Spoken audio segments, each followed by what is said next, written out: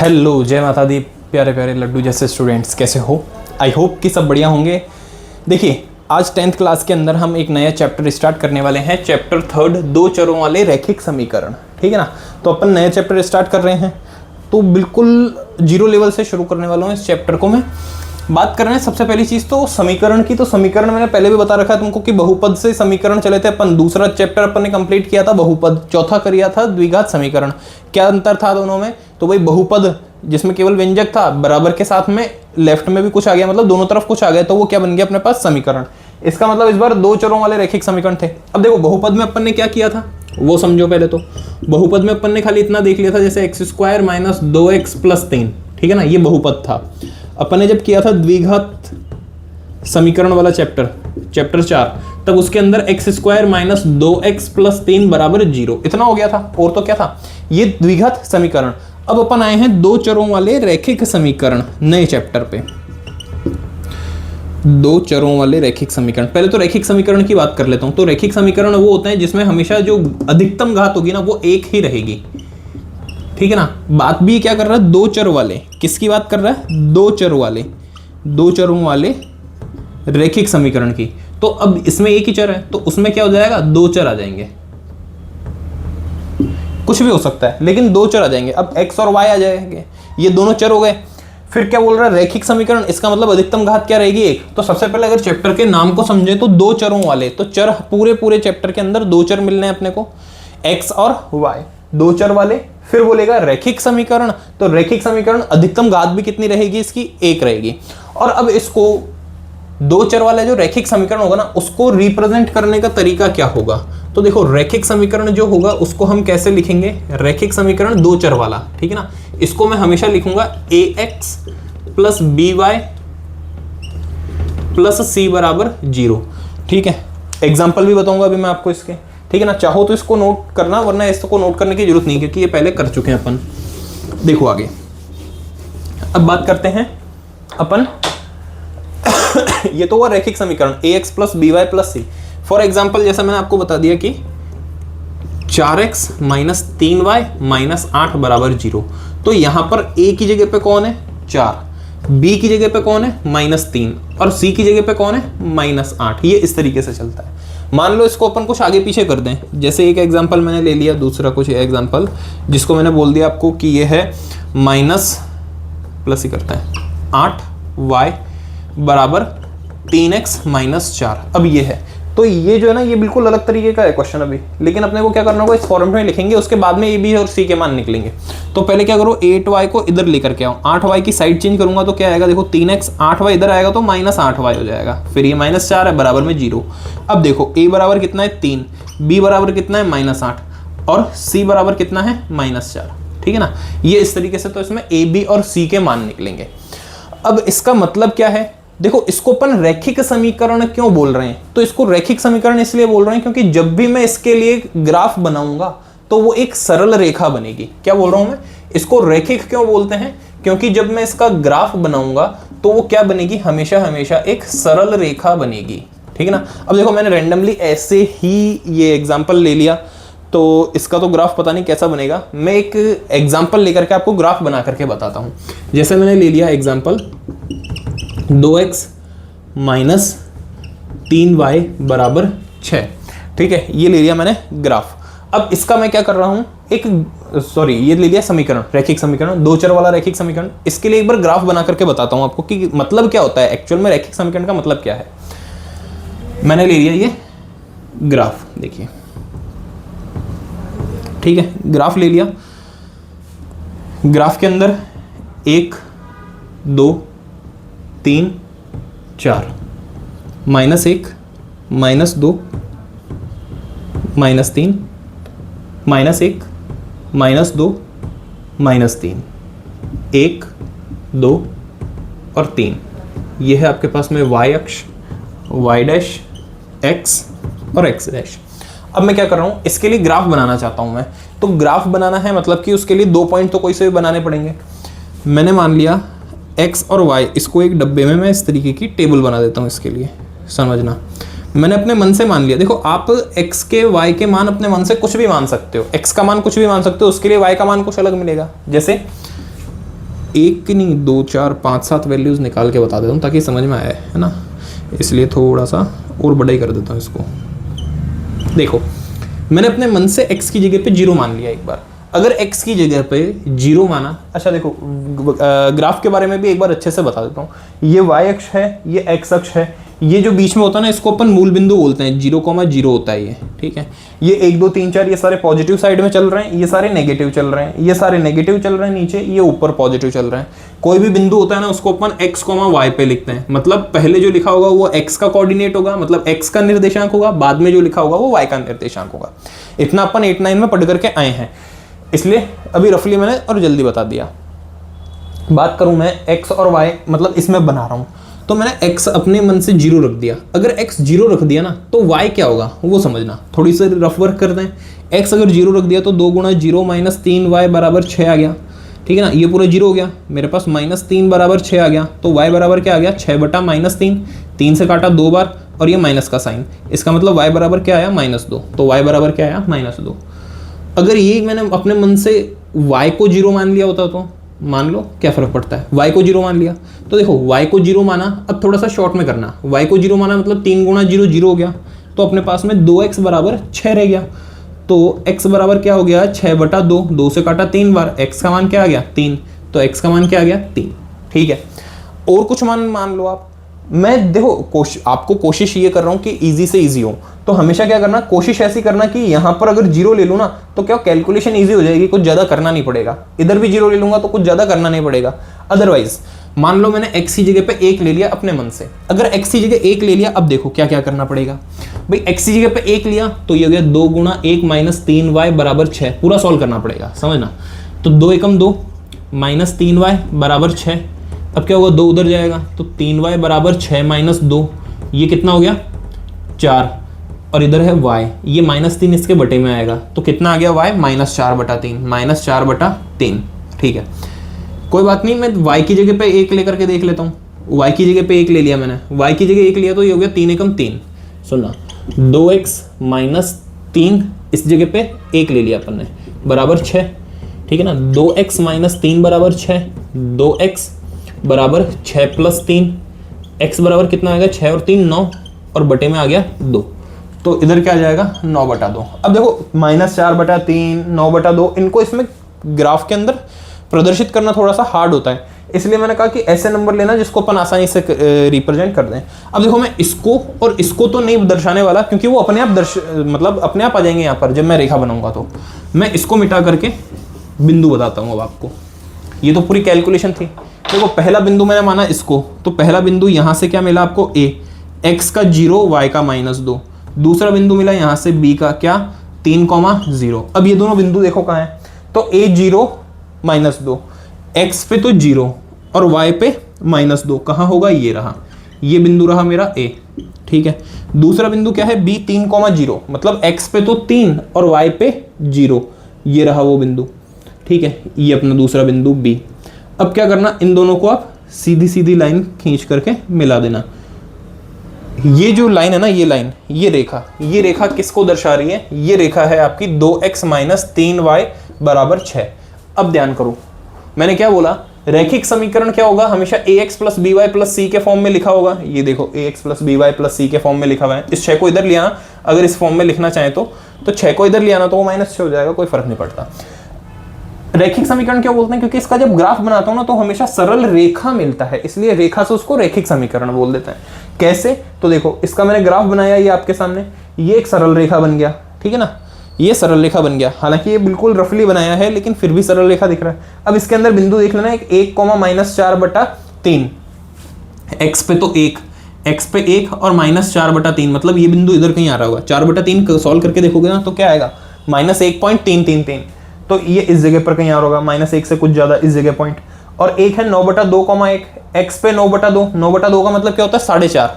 अब देखो 4 के आगे जाके कहीं 4.5 आएगा इस जगह कहीं, और वो y पे कहाँ जाएगा 1, ठीक है ना। अब मैंने आपको पहले ही बता दिया कि ये जो है ना अपना ग्राफ थोड़ा सा रफ ग्राफ है, इसलिए तो ये अपने पास में इस तरीके से सरल रेखा बनता है। अब इसको अपन क्या बोलते हैं, रैखिक ग्राफ बोलते हैं, ठीक है ना। ये ग्राफ इसके लिए सरल रेखा के लिए। अब अपना जो नेक्स्ट टॉपिक है ना वो ये है आप इसको ये चीज समझना, ये तो एक रेखा है, ठीक है ना, ये एक सरल रेखा है। मैंने एक सरल रेखा और बना दी। पहले एक काम करता हूँ, साइड होता हूँ, आप इसका अच्छे से स्क्रीनशॉट ले या फिर नोट कर रहे हो तो नोट कर लो ताकि समझ में आए, फिर इसको बिगाड़ता हूँ मैं, ठीक है। अब आई होप कि स्क्रीनशॉट ले लिया होगा आपने। अब देखो, ये तो एक सरल रेखा है, मैंने इसको L1 मान लिया। मैं इसके आसपास दूसरी रेखा और बना देता हूँ। तो मान लो मैंने एक ये रेखा बना दी, ठीक है ना, दूसरी रेखा, ये L2 हो गई। ये दोनों रेखाएं एक दूसरे को क्या कट कर रही है? हाँ जी, कट कर रही है। इसको बोलते हैं अपन प्रतिच्छेद करना। क्या करना? प्रतिच्छेद करना। तो ये दोनों एक दूसरे को प्रतिच्छेद कर रही है। कहां प्रतिच्छेद कर रही है? इस बिंदु के ऊपर। मैंने मान लिया पॉइंट P है। तो इस बिंदु पे x और y के कुछ मान होंगे, ठीक है ना, इसके ऊपर x और y के कुछ मान होंगे। इसको अपन क्या बोलते हैं? इन समीकरणों का हल बोलते हैं। इसका मतलब ये L1 पहली रेखा है, ये दूसरी रेखा है। मान लो ये वाली रेखा ax plus by plus c बराबर 0 है, लेकिन इसको मैं a1 b1 c1 मान लेता हूं। ये दूसरी रेखा है जो कि a2x b2y प्लस c2 बराबर 0 है। तो ये जो दोनों रेखा है ना, जब ये दोनों एक बिंदु के ऊपर प्रतिच्छेद करती है ना, तो उसको अपन इसका क्या बोलते हैं? हल बोलते हैं। अब एक बात बताना, अगर दो सीधी रेखाएं हैं तो वो कितने बिंदु पर एक दूसरे को प्रतिच्छेद कर सकती हैं? समझना, मेरे पास में ये दो मार्कर है, ठीक है ना। अब ये दो मार्कर हैं, हो सकता है ये दोनों रेखाएं हैं, ये दोनों एक दूसरे को प्रतिच्छेद किया इस तरीके से, ठीक है ना। अब इन्होंने इस जगह प्रतिच्छेद किया, मतलब ये जो है ना इसका, ये इसको अपन क्या बोल रहे हैं? प्रतिच्छेद बिंदु। कितनी जगह प्रतिच्छेद कर सकती है भाई? पहले इस वाले को देखना, इस वाली रेखा को, इस रेखा को आगे कितना भी बढ़ा दो, क्या आगे और कहीं जाकर के ऐसा तो नहीं कि मुड़ करके आएगी और इसको काट देगी? नहीं, क्योंकि ये सरल रेखा है। सेम ऐसा इसके साथ भी है, चाहे इधर कितना भी बढ़ाओ चाहे इधर कितना भी बढ़ाओ, कहीं दूसरी बार तो इसको नहीं काट सकती ना। तो जब ये रेखाएं एक दूसरे को इस तरह से काटती है तो कितने बिंदु पर काटती है? एक बिंदु पर। ये तो इसकी प्रथम स्थिति, पहली सिचुएशन। दूसरा हो सकता है कि ये दोनों रेखाएं इस तरीके से हो, ठीक है ना। अब बताओ, मैं इस वाली को आगे और पीछे कितना भी बढ़ा दूं, क्या ये कभी भी इसको काटेगी क्या? या फिर इसको कितना भी बढ़ा दूं, क्या ये कभी भी इसको प्रतिच्छेद करेगी क्या? तो कभी भी नहीं करेगी। अच्छा, क्यों नहीं करेगी? क्योंकि ये दोनों क्या है? समांतर। एग्जाम्पल बताता हूं, जिस कॉपी में आप लिख रहे होगे ना, उसके अंदर लाइन्स है बहुत सारी। क्या कभी भी ऊपर वाली नीचे वाली लाइन आपस में काट रही है क्या? नहीं काट रही भाई। आपकी कॉपी के अंदर इस तरीके से लाइन्स बनी हुई ना, क्या कभी भी ये लाइन एक दूसरे को काट रही है? नहीं। क्यों? क्योंकि ये क्या है? समांतर लाइन। तो क्या ये रेखाएं कभी भी एक दूसरे को काटेगी? तो नहीं काटेगी। इसको अपन क्या बोलते हैं? समांतर रेखा युग्म। और इसके हल क्या है? देखो, इसके कितने बिंदु हैं? तो इसका एक हल है। इसको अपन क्या बोलते हैं? अद्वितीय। इसके कितने हल हैं? तो 0 हल, शून्य हल, कोई भी हल नहीं। और दूसरी कंडीशन क्या हो सकती है? ये एक रेखा है, ये दूसरी रेखा है, मतलब इसके ऊपर ही है वो रेखा दूसरी। अब ऐसा मान लो कि ये रेखा इतनी बड़ी है और इसका एक छोटा सा टुकड़ा काट करके मैंने बोल दिया कि ये दूसरी रेखा है, तो वास्तव में दूसरी रेखा नहीं है, वो इसी का टुकड़ा है, ठीक है। ये समांतर रेखाएं हो गई। ये दोनों क्या हो गई? ये तो दोनों समांतर रेखाएं हो गई। और ये क्या हो गई? इसको अपन बोलते हैं कोइंसिडेंट लाइन। क्या बोलते हैं इसको? संपाती रेखाएं। तो ये वाली सिचुएशन क्या हो गई? तीसरी सिचुएशन संपाती रेखा। इसका मतलब समांतर रेखा जब हुई, ये दोनों समांतर रेखा है, तो इसके कितने हल हैं? तो एक भी हल नहीं, मतलब कहीं पर भी प्रतिच्छेद नहीं कर रही है। अब जब इसी के ऊपर दूसरी रेखा हो गई तो अपन इसको क्या बोल रहे हैं? संपाती रेखाएं। और संपाती रेखाएं क्या होंगी? तो संपाती रेखाएं होंगी जब वो रेखाएं आपके एक के ऊपर एक होगी। अब ऐसे में क्या होंगे? तो अनंत हल होंगे। कैसे? समझना, ये एक रेखा है, ठीक है ना, ये एक रेखा है और इसी के ऊपर मैंने दूसरी रेखा बना दी है। अब सुनो, इसका ये वाला बिंदु भी इसके ऊपर है, मतलब ये बिंदु जो है ना, ये बिंदु, अगर इस बिंदु की बात करूं तो ये इस वाली रेखा पर भी है और इस बिंदु की बात करूं तो ये इस रेखा पर भी है। अगर यहां बात करूं तो इस बिंदु की बात करूं ना, तो देखो इस रेखा पर भी है, पहली वाली रेखा पर, और ये L2 बनाई मैंने दूसरी रेखा, इसके ऊपर भी है। यहां पर भी ऐसा बिंदु है, यहां पर भी ऐसा बिंदु है, यहां पर भी ऐसा बिंदु है। तो यहां से लेकर के यहां तक कितने ऐसे बिंदु मिल जाएंगे? अनंत हल मिल जाएंगे, अनंत बिंदु मिल जाएंगे। तो इस सिचुएशन में क्या होगा? अनंत हल होंगे। लेकिन ये तो चलो मैंने आपको सिंपल सा क्वेश्चन दिया था, इसके लिए सरल रेखा बनाई हमने। क्या हमको खाली देख करके पता चल जाएगा क्या? तो देख करके पता नहीं चलेगा। तो उसको कैसे समझना है वो बताता हूं मैं, ठीक है। अब ये सारा नोट कर लिया होगा आपने। ये तो रैखिक समीकरण की बात हुई थी कि रैखिक समीकरण होता क्या है और उसको रैखिक समीकरण ही क्यों बोलते हैं, क्योंकि वो एक सरल रेखा को प्रदर्शित करता है। ये तो ये अपनी एक बात, ग्राफ में बनाऊंगा तो उसके ऊपर एक सरल रेखा बनेगी। अब मैं आपको एक टेबल बनवा रहा हूं जिससे आपको पता चलेगा कि क्या सिचुएशन होगी और कैसे ये बनेगा। देखो, अपन ने क्या किया, माना दो रेखाएं L1 मैंने बोल दिया पहली रेखा को और L2 बोल दिया मैंने दूसरी रेखा को, ठीक है ना। L1 क्या है, तो वो A1x plus B1y plus C1 बराबर 0, इसको मान लिया अपन ने A2x plus B2y plus C2 बराबर 0, ये अपन ने मान लिया, ठीक है ना। अब यहाँ पर लिख देता हूँ मैं, ये जो बता रहा हूँ ना आपको, ये बिल्कुल मेरी लैंग्वेज में बनी हुई बता रहा हूँ मैं आपको, जो टेबल बताने वाला हूँ, ठीक है ना। पहले तो मैं लिख देता हूँ शर्त, ठीक है, ये शर्त,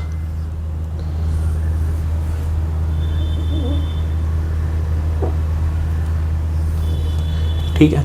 और दूसरा मैं बताता हूँ आपको, 3 कंडीशन यहाँ पर आएगी, फिर उसके बाद में इस जगह पर ग्राफीय निरूपण, भाई ग्राफ में वो किस तरीके की दिखाई देगी, ठीक है। फिर उसके बाद में बीजगणितीय निरूपण, इसको क्या अगला क्या आएगा, बीजगणितीय निरूपण, लेकिन उसको मैं आपको अपनी लैंग्वेज में बता रहा हूं, सीधा सीधा हल, ठीक है ना, कि हल क्या होगा उसका। फिर उसके बाद में यहां पर आएगा कि वो वास्तव में दिखेगी कैसे, तो मैं इसको बता देता हूं कि क्वेश्चन मार्क बना दिया मैंने कि होगी कैसे वो समझना। सबसे पहली कंडीशन है इसकी शर्त कि क्या होगा, A1 बटा A2, सुनना, A1 बटा A2 not equals to B1 बटा B2 not equals to C1 बटा C2। अच्छा, इसमें C1 बटा C2 जो है ना, इसका कोई रोल है ही नहीं, इसलिए पहले देख लिया आपने, अब मैं इसको हटा देता हूं। तो कंडीशन क्या आई मेरे पास में, एक तो कंडीशन आई कि A1 और A2, A1 बटा A2 का अनुपात, मतलब A1 A2 का अनुपात और B1 B2 का अनुपात बराबर नहीं है। फिर दूसरी कंडीशन आएगी, दूसरी कंडीशन क्या आएगी कि A1 और A2 का अनुपात बराबर है, क्या है, बराबर। तो इसके साथ में फिर तीसरी कंडीशन और आ जाती है कि अगर A1 A2 और B1 B2 का अनुपात बराबर है तो C1 C2 का अनुपात भी बराबर है कि नहीं है, तो ये दूसरी कंडीशन। और फिर उसके बाद में तीसरी कंडीशन, ठीक है ना। तीसरी कंडीशन क्या, A1 A2 और B1 B2 तो बराबर है, लेकिन C1 C2 भी बराबर है, ठीक है। अब ये चीज को समझना, पहली कंडीशन कि A1 और A2 दोनों बराबर नहीं है, अगर ऐसा है तो इसका ग्राफीय निरूपण जो होगा ना, वो क्या होगा, प्रतिच्छेदी रेखाएं। मतलब जो मैंने आपको सबसे पहले बताया था ना, इस जगह पर जहां पर एक लाइन इस तरीके से और एक लाइन इस तरह से एक दूसरे को इंटरसेक्ट कर रही थी, ठीक है ना, वो होगा। मैं एक बार कैमरा भी चेक कर लेता हूं कि बरोबर दिख रहा है ना, समझ में आ रहा है, समझ में तो आ रहा होगा पक्की बात, क्योंकि बिल्कुल ईजी तरीके से समझा रहा हूं मैं, और आपको मैं बिल्कुल आपके लैंग्वेज के अंदर ही बता रहा हूं पूरी चीज, ईजी से ईजी। तो ये क्या होंगी, प्रतिच्छेदी रेखाएं। और अभी मैंने बताया था कि अगर दो रेखाएं प्रतिच्छेदी है तो देखो बनेगी कैसे, ये रेखा हो गई और एक ये रेखा हो गई, तो ये दोनों रेखाएं हो गई। मान लो इसको L1 पहली रेखा L1, मान लो इसको L2 दूसरी रेखा, तो कहाँ इंटरसेक्ट किया इन्होंने, तो कहाँ काटा एक दूसरे को, इस बिंदु पर। कितने बिंदु पर, एक। वापस वही बात कि ये क्या ऐसा तो है नहीं कि आगे से घूम करके आएगी वापस इसको काट देगी, नहीं ना। इसका मतलब इसके हल कितने होंगे, एक ही हल होगा जो ये बिंदु है, तो इसका क्या होगा, हल कितने होंगे। अब देखो इसको क्या क्या बोल सकते हैं, इसको बोल सकता हूं एक हल, या फिर केवल एक हल ज्यादा अच्छा रहेगा, इंपॉर्टेंट पॉइंट है ना।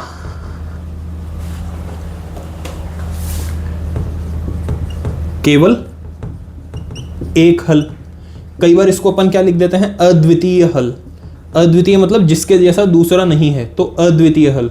भाई ये बिंदु जो है ये एक ही तो है, ठीक है ना, इसके जैसा दूसरा थोड़ी है, इसलिए क्या हो गया, केवल एक ही हल, या फिर इसको अपन लिख देंगे अद्वितीय हल, ठीक है। देखो बोर्ड पर, पहले पॉइंट को वापस जल्दी से बोल रहा हूं मैं कि A1 A2 का अनुपात B1 B2 के अनुपात के बराबर नहीं होगा, तब वो दोनों रेखाएं प्रतिच्छेदी रेखाएं होंगी। हल कैसा होगा, तो केवल एक हल होगा, इसको हम अद्वितीय हल बोल देते हैं। इसको थोड़ा अच्छी राइटिंग में लिख देता हूं क्योंकि कैमरे में सही से दिख नहीं रहा है, ठीक है ना। ये देखो,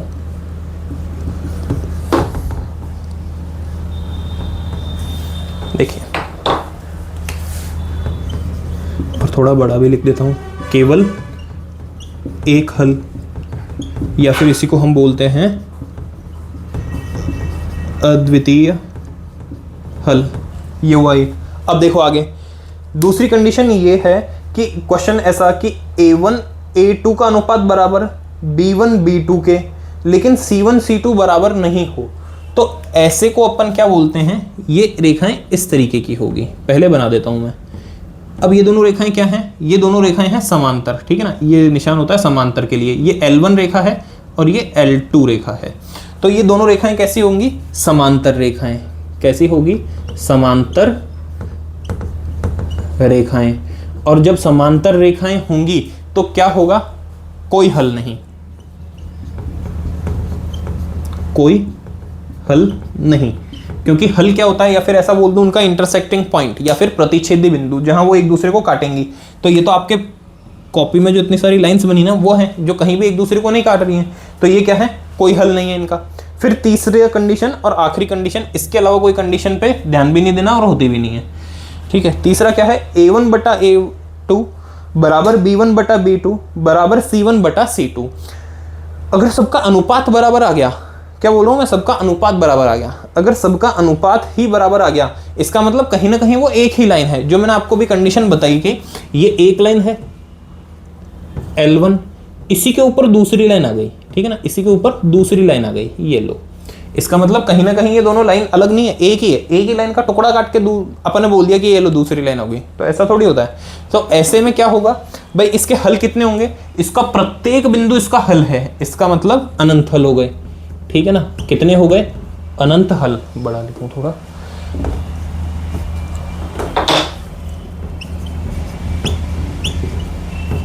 अनंत हल। इसको ऐसा भी बोल सकते हैं, हलों की संख्या, बीजगणितीय निरूपण हल की संख्या, ठीक है ना, अनंत हल। रेखाएं कैसी हैं, तो ऐसी रेखाओं को अपन क्या बोलते हैं, संपाती रेखाएं। अब देखो, आप इनमें से कौन सी रेखा है जिसको बोलोगे कि हाँ इसका हल होगा, तो इसका एक हल है भले, लेकिन हल है। इसके अनंत हल हैं, लेकिन इसके भी हल हैं। तो हल किसका नहीं है, इसका नहीं है। तो इसको अपन क्या बोलते हैं, कोइंसिडेंट लाइन बोल देंगे इंग्लिश में। इसको बोल देंगे इंटरसेक्टिंग लाइन और इनको बोल देंगे पैरेलल लाइंस। चाहते हो तो एक बार इसको लिख लेना,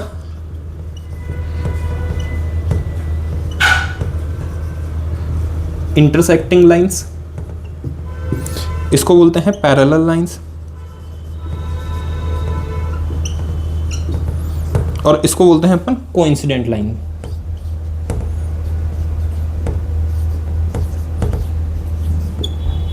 देखो, मार साहब की कई अंग्रेजी खराब है, अंग्रेजी कई हिंदी भी खराब है, तो कई बार हम हिंदी में मिस्टेक कर देते हैं, तो अंग्रेजी तो फिर माने का ठाव है।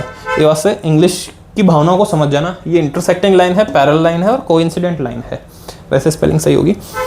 अनंत हल, अब ये कैसा होता है, ये ऐसा होता है। अब मैं साइड होता हूं, एक बार आप इसको अच्छे से देख लो, फिर हम करेंगे इसके क्वेश्चन। अब क्वेश्चन जब करेंगे ना, तब देखना कि इसको समझने के बाद में क्वेश्चन करना कितना ईजी है, ठीक है ना। देख लिया इसे अच्छे से, जल्दी से एक बार वापस रिपीट कर रहा हूं कि A1 बटा A2 बराबर नहीं है B1 बटा B2 के प्रतिच्छेदी रेखाएं होंगी, केवल एक हल होगा, अद्वितीय हल होगा, इस तरीके का बनेगा। A1 A2 बराबर B1 B2 not equals to C1 C2, तो समांतर रेखाएं होंगी और कोई भी हल नहीं होगा, और रेखाएं इस तरीके की बनेगी समांतर। अच्छा, अब ऐसा मत बोल देना सर रेखाएं हमेशा ऐसी बनेगी क्या, अरे समांतर रेखाएं कैसे बन सकती, ऐसी बना दो तुम, ऐसी बना दो, ठीक है ना, किसी भी तरीके की बना दो, समांतर है। समांतर का मतलब ही क्या आता है, समान अंतर। जैसे रेल की पटरियां, दो पटरियां अनंत तक साथ में चल रही हैं, मतलब इस स्टेशन से शुरू होकर अनंत अगले किसी भी स्टेशन तक साथ चलेगी, लेकिन कभी भी एक दूसरे को काटेगी क्या, नहीं, क्योंकि रेल के पहिए भी कैसे चलेंगे, ऐसे ही चलेंगे। ऐसा नहीं होगा कि ये पहिया काट करके इधर आ जाएगा, ये पहिया इधर आ जाएगा। तो वो पटरियां जैसे समांतर चलती है ना, उस तरीके से। फिर ये क्या है, A1 बटा A2 not equals to B1 बटा B2 is not equals to C1, sorry, A1 बटा A2 इक्वल्स टू B1 बटा B2 इक्वल्स टू C1 बटा C2। क्या होगी, संपाती रेखाएं होंगी। तो कहीं ना कहीं ये क्या करा इसने, एक रेखा के ऊपर ही दूसरी रेखा रख दी, इसको अपन ने क्या बोल दिया, संपाती रेखा। अब मैं इसको मिटाता हूं और अपन क्वेश्चन देखते हैं बढ़िया वाले।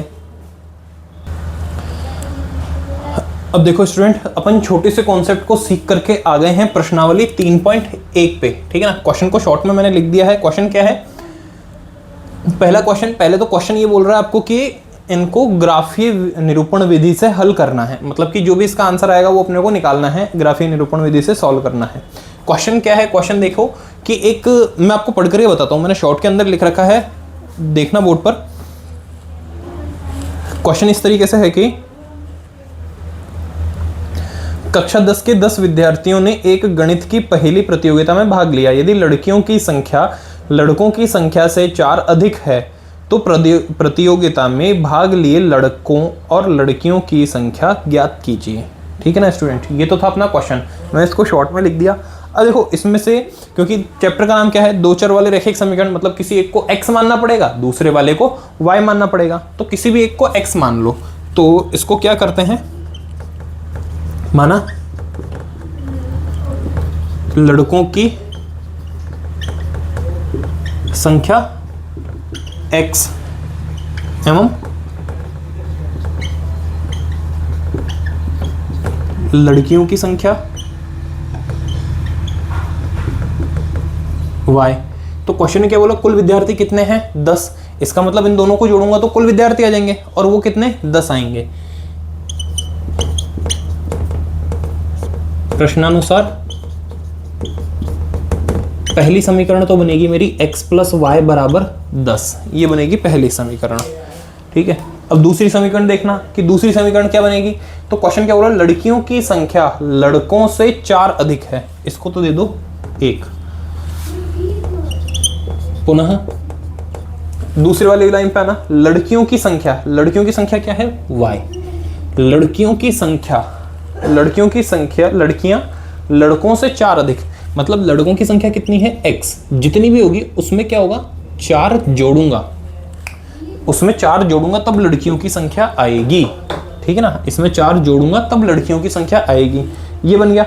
अब क्या करो, इसको समीकरण बनाना ना, तो मैं y को उधर ले जाता हूँ, तो ये क्या बन गया। अच्छा छोड़ो, इसको ऐसा भी क्यों करना, ग्राफीय विधि से इसको सॉल्व करना है ना, तो ग्राफीय विधि से एक बार इसका ग्राफ बनाना पड़ेगा मुझे और एक बार इसका ग्राफ बनाना पड़ेगा। तो मैं क्या करता हूँ, इसको इक्वेशन नंबर 2 रख देता हूँ। ठीक है, अब देखना क्या होगा, पहले मैं इसके लिए एक बार ग्राफ बना लेता हूँ। ग्राफ बनाऊंगा तब देखना, समीकरण 1 के लिए, समीकरण 1 के लिए देखो, जैसा ग्राफ मैंने टेबल 1 बना करके बताई थी ना आपको, उस तरीके की ही टेबल बनाएंगे अपन, मतलब कि सारणी बनाएंगे।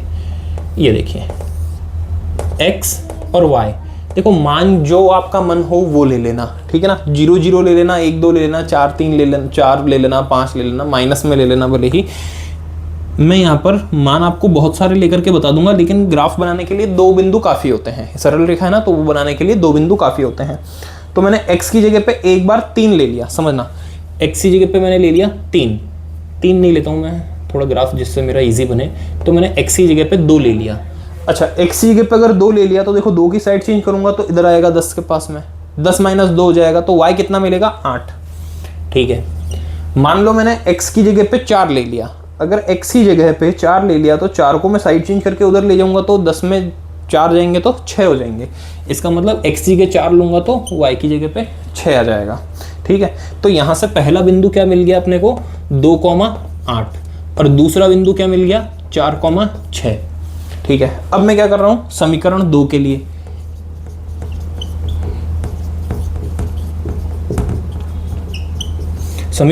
लिए सारणी बनाऊंगा। तो समीकरण 2 के लिए देखो इसी तरीके से बनाना, और बिल्कुल इजी काम है, कुछ हार्ड नहीं है इसमें। ये x ये y, मैं क्या करता हूँ देखो, इसीलिए मैंने इसको क्या किया, साइड चेंज करी नहीं, क्योंकि मैं x का मान रखूंगा y का मान सीधा मिल जाएगा यहाँ से मुझे।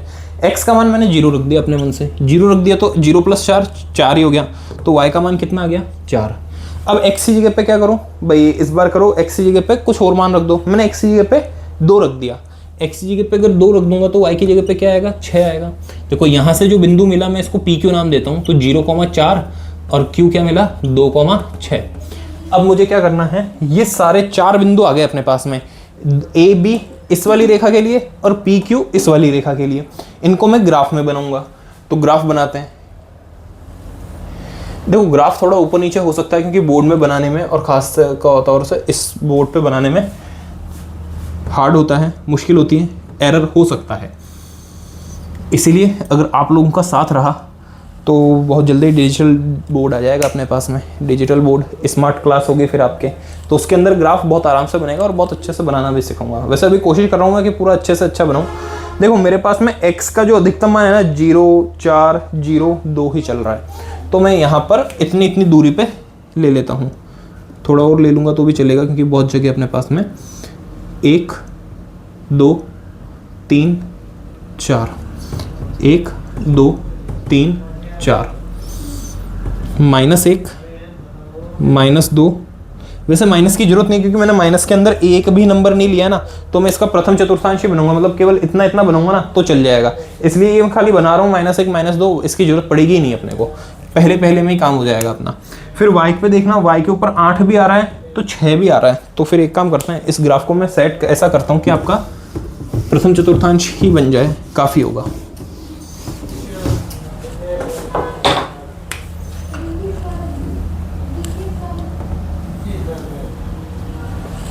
लाइन्स नहीं है, स्ट्रेट लाइन बनाते हैं, चिंता मत करो, बनाएंगे बिल्कुल ढंग से।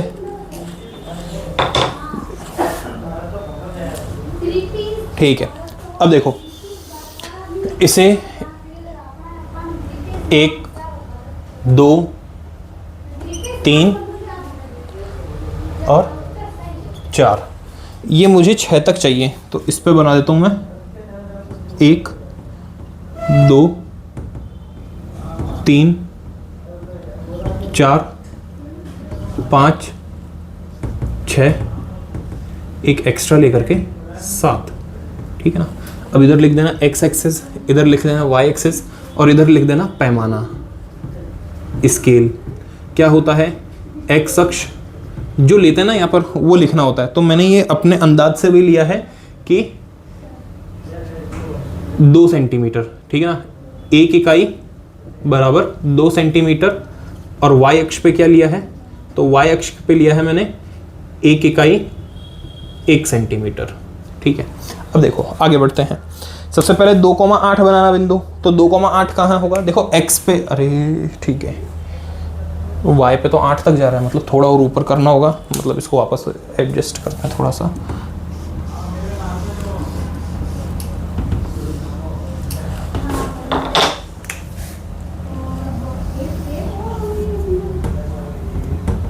ठीक है, 1 2 3 4 5 6 7 8, ठीक है। अब देखो पहला बिंदु मेरा कहाँ आ रहा है, 2,8 पे, मतलब x तो 2 और y 8।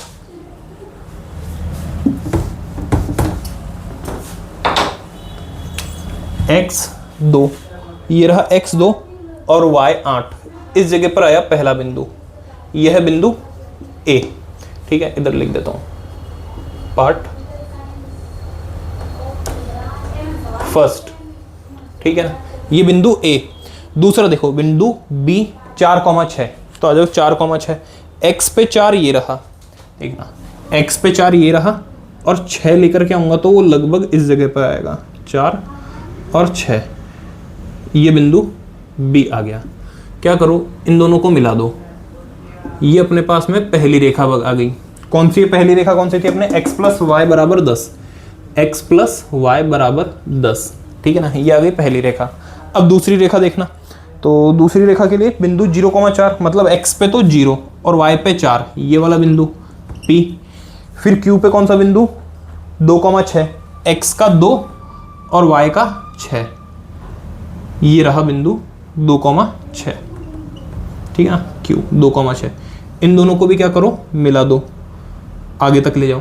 अब क्या करना, क्वेश्चन ने आपसे ये पूछा है कि इसका हल निकालना है, तो हल क्या होगा, जहां पर ये दोनों रेखाएं एक दूसरे को काटेगी, इसलिए क्या करो, इस रेखा को आगे बढ़ा देना। अब ये जो बिंदु आएगा ना आपके पास में, ये बिंदु आएगा आपके पास 3,4, मतलब x का मान क्या आएगा 3 और y का मान क्या आएगा 4। तो यहां से मैं एक लाइन लिखता हूं, अतः ग्राफ से अभिष्ट हल 3,4 प्राप्त हुआ। अब देखो x क्या था, x का मान अपने को 3 मिला है, x क्या था, लड़कों की संख्या, लड़के कितने हैं 3 और लड़कियां कितनी हैं, 1 मिनट 4 कहां से आया, 7 है ना, 7 है, ठीक है ना, 7 है, ठीक है ना। और लड़कियां कितनी मिली अपने को, लड़कियां हैं 7, ये इसका अभिष्ट आंसर, अभिष्ट उत्तर। लड़के 3 लड़कियां 4। क्वेश्चन क्या बोला, कुल विद्यार्थी कितने हैं 10, जोड़ लो 10 आ जाएंगे, और लड़कियां लड़कों से 4 अधिक है, भाई लड़कियां जो है लड़कों से 4 अधिक है, ये वाला इसका बिंदु रहा, ठीक है ना। बहुत ध्यान से बनाने की जरूरत होती है। अगर आप इसको एक सादे कागज पे बना रहे हो, तो ग्राफ पेपर पे बना रहे हो तो बहुत आराम से बन जाएगा, इजीली बन जाएगा। अब देखो क्वेश्चन फर्स्ट जो है वो मैंने आपको करवाया है, आपको कोशिश करनी है कि ग्राफ पेपर पे करो इसको, तो क्या होगा, गलती कुछ भी नहीं होगी। सेकंड क्वेश्चन जो है वो मैं आपको केवल उसके लिए ग्राफ आपको बनाना है, मैं उसके लिए आपको समीकरण दोनों बना करके बता दूंगा। एक काम करते हैं, मैं आपको बता देता हूं, फिर होमवर्क में छोड़ देता हूं उस क्वेश्चन को, सेकंड क्वेश्चन को। देखो स्टूडेंट्स, मैंने पूरा नहीं मिटाया है, केवल सेकंड क्वेश्चन मैंने लिखा है बोर्ड पे शॉर्ट में। आपको क्या करना है, इसके इक्वेशन में बना करके दे दूंगा आपको, ग्राफ इसका आपको बनाने की कोशिश करनी है, और नहीं होगा तो आप कमेंट बॉक्स में बताना जरूर, ताकि मैं नेक्स्ट क्लास के अंदर फिर बताऊं इसको। देखिए सेकंड क्वेश्चन रीड कर रहा हूँ, लिखा हुआ क्या है कि 5 पेंसिल तथा 7 कलमों का मूल्य ₹50 है, जबकि 7 पेंसिल तथा 5 कलमों का मूल्य ₹46 है। आपको एक पेंसिल का मूल्य तथा एक कलम का मूल्य ज्ञात कीजिए, ये है आपका क्वेश्चन, ठीक है ना। अब करते हैं अपन इस क्वेश्चन को। तो देखो शुरुआत कैसे भाई, 2 चर लेकर के आने हैं, तो वही माना पेंसिल का मूल्य, ठीक है ना, पेंसिल का मूल्य क्या मान लेंगे, ₹X, और कलम का मूल्य, कलम का मूल्य मान लेंगे ₹Y, ठीक है ना।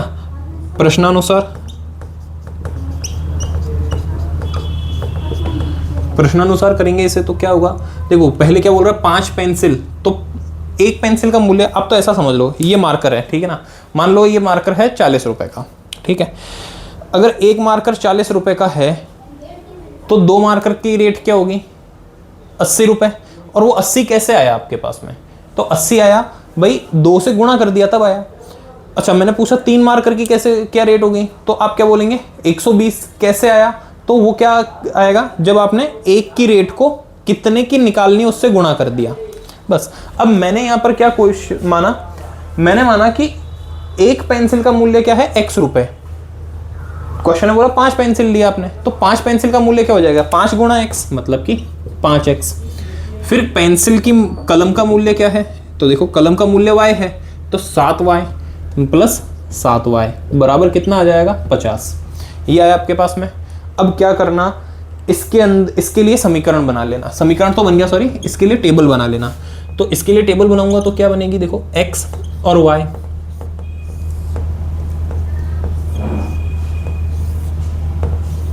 आराम से इसके अंदर मान रख देना। 3 बिंदु ले लेना वाली, कोई फर्क नहीं पड़ता, चाहो उतने बिंदु ले सकते हो। मैं क्या करता हूं, सबसे पहले X की जगह पे 0 रख लेता हूं, अपने मन से मत रखना, क्योंकि देखो X की जगह पे 0 रखते क्या होगा, ये पूरा 0 हो गया, तो मेरे पास में आएगा 7Y बराबर 50। ये रफ वर्क बता रहा हूँ थोड़ा, तो Y बराबर क्या आएगा, 50/7।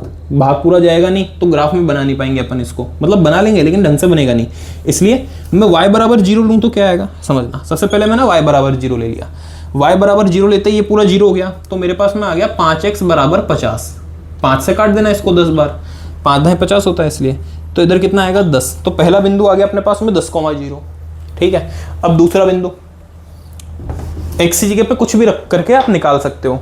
तो देखो X की जगह पे मैंने इस बार रख दिया 1 रख देता हूँ कि 2 रख देता हूँ, एक काम करता हूँ, X की जगह पे मैंने अपने मन से 3 रख दिया, समझना, X की जगह पे 3 रख दिया, तो ये क्या आ जाएगा, 5 × 3 प्लस 7Y बराबर 50। ये हो गया 5 × 15, 15 को उधर ले जाऊंगा तो 7Y बराबर 50 - 15, ये हो गया 35। इधर आया 7Y, 7 से काटूंगा इसको, 7 × 5 = 35, मतलब Y कितना मान आ गया, 5। बस इतने 2 मान काफ़ी है, तीसरा निकालते नहीं है, ज़बरदस्ती का काम नहीं करना, ठीक है ना। ये हो गया, ये आपका रफ वर्क था। इसी तरीके से दूसरे वाले के लिए बनाना एक बार, पुनः प्रश्नानुसार,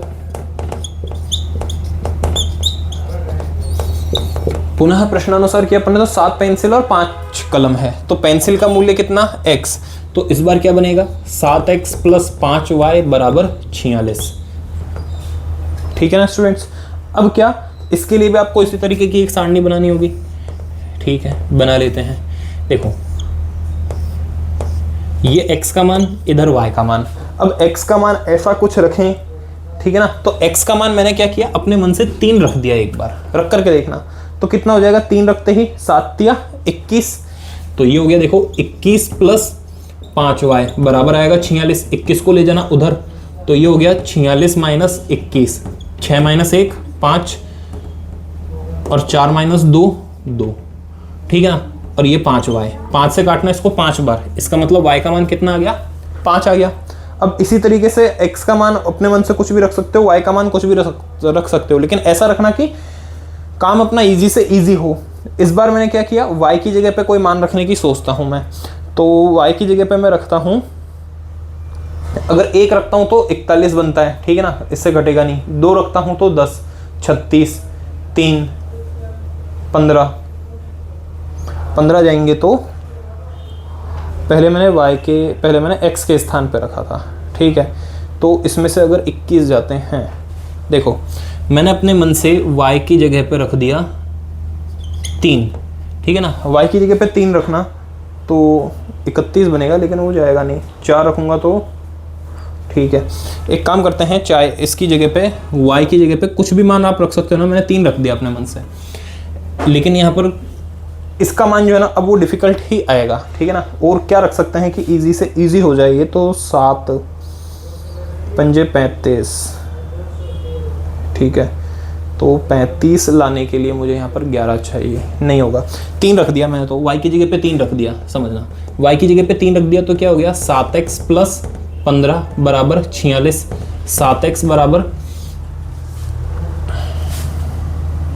अगर 5 रख लूँ 25 जाएंगे तो वही चीज़ बन जाएगी, ठीक है। कर दो इसको, तो 46 माइनस 15 होगा तो ये 31 बन जाएगा, ठीक है ना। 6 में 5 गया 1, 4 में 1 गया 3, x का मान क्या आएगा, 31/7, 31/7 आएगा। अब देखो इसको कैसे करोगे, तो 31/7 है ना, इसको पॉइंट में मान लेना एक बार के लिए। 28 होता तो 4 बार पूरा चल जाता, मतलब ये 4 और पॉइंट कुछ आएगा, मतलब 4 के आगे का कुछ मान लेना आप। तो जैसे ये 4 है ना, 4 के आगे कुछ लेकर के चल जाना इसको, ठीक है। अब ये बन गया आपके पास में। ये जो क्वेश्चन है इसको आप होमवर्क में करोगे, फर्स्ट का सेकंड। अब इसका जो सेकंड है, मतलब नेक्स्ट सेकंड क्वेश्चन से, वो मैं नेक्स्ट क्लास से अब आपको स्टार्ट करूँगा। तो यहाँ तक मैं ज़्यादा नहीं करूँगा, देखो, क्योंकि ज़्यादा मुझे पता है कि आपको वो जो 3 लाइन बताई मैंने टेबल की, वो तीनों तो याद करनी है, फिर उसके बाद में इसके एग्जाम्पल भी करने हैं। हाँ, इसके पहले 2 एग्जाम्पल है, तो वो उदाहरण है, वो बुक में किए हुए हैं, तो वो आप एक बार ट्राई कर लेना। नहीं आते हैं तो आपको केवल एक ही काम करना है। देखिए आपके केवल 2 ही काम बचते हैं, एक तो आपको प्रैक्टिस करनी है, मतलब कि ट्राई करना है, और दूसरा भाई करेंगे तो या तो हो जाएगा या नहीं होगा। अगर हो गया बहुत बढ़िया, वेल एंड गुड, नहीं हुआ तो आपको कमेंट बॉक्स में केवल बताना है कि सर ये नहीं हुआ। वो बताने का काम फिर मेरा है, वो रिस्पॉन्सिबिलिटी मेरे ऊपर आ जाती है। तो आपको 2 ही काम करना है, एक तो खुद ट्राई करना है, नहीं होता है तो आपको कमेंट बॉक्स में बता देना है। तो आप कमेंट बॉक्स में बता दीजिएगा, वो क्वेश्चन मैं आपको करवा दूंगा, या फिर आपको किसी भी तरह से वो उसका आंसर प्रोवाइड करवा देंगे, ठीक है ना, सॉल्यूशन प्रोवाइड करवा देंगे, ठीक है। अगर आपको पसंद आया सेशन तो लाइक ज़रूर करना, अपने फ्रेंड्स के साथ में इसको शेयर करना, चैनल को सब्सक्राइब करके रख देना, और इसकी प्लेलिस्ट को अपने लाइब्रेरी के अंदर ऐड कर देना, ताकि क्या होगा, उसके अंदर हम जैसे ही वीडियो अपलोड करते हैं ना, तो वो आपके पास में आ जाएगा। और प्लेलिस्ट बनी है, उसके अंदर एक चैप्टर पूरा एक साथ है, तो वो आपके फ़ायदे की बात है, ठीक है स्टूडेंट्स। थैंक यू, जय हिंद, जय भारत।